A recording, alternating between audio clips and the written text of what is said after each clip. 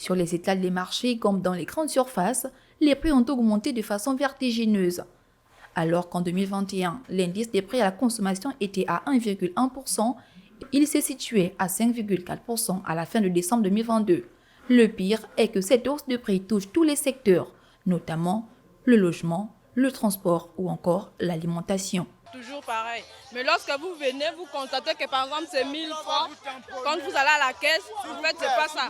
Si le kilo de poisson par exemple, tu vois c'est marqué 2000, mais quand tu arrives à la caisse, ce n'est pas 2000. Ça augmente. C'était comme les couches là, c'était 7500, mais maintenant c'est 8000. Le riz c'était de 28 000, mais j'ai payé aujourd'hui à 29 000. Du côté de l'association des commerçants du marché Montbouette, le constat est le même. Malgré les nombreuses interventions de différentes administrations, donc le ministère du Commerce avec lequel nous avons eu à effectuer une mission, le constat reste amer. Accusés de plafonner les prix à leur guise, les commerçants se défendent.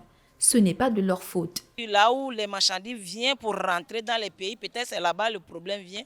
C'est que là où on prend les choses en gros, les prix ont augmenté. Nous aussi, quand on vient en détailler, on augmente aussi pour avoir quelque chose. Ainsi, entre gestion financière et cherté de la vie, une question demeure alors. Comment gérer son petit jeton en ce début de mois d'année, compte tenu de la flambée des prix dont la population s'agace de jour en jour? En période de crise et en période d'inflation, ce n'est pas le moment d'aller acheter pour acheter.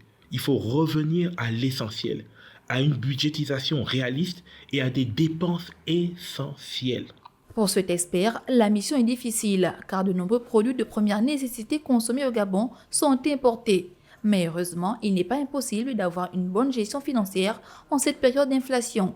Il serait adéquat par exemple de miser sur les épargnes à court, moyen et long terme et de renforcer ses connaissances dans le domaine de l'éducation financière.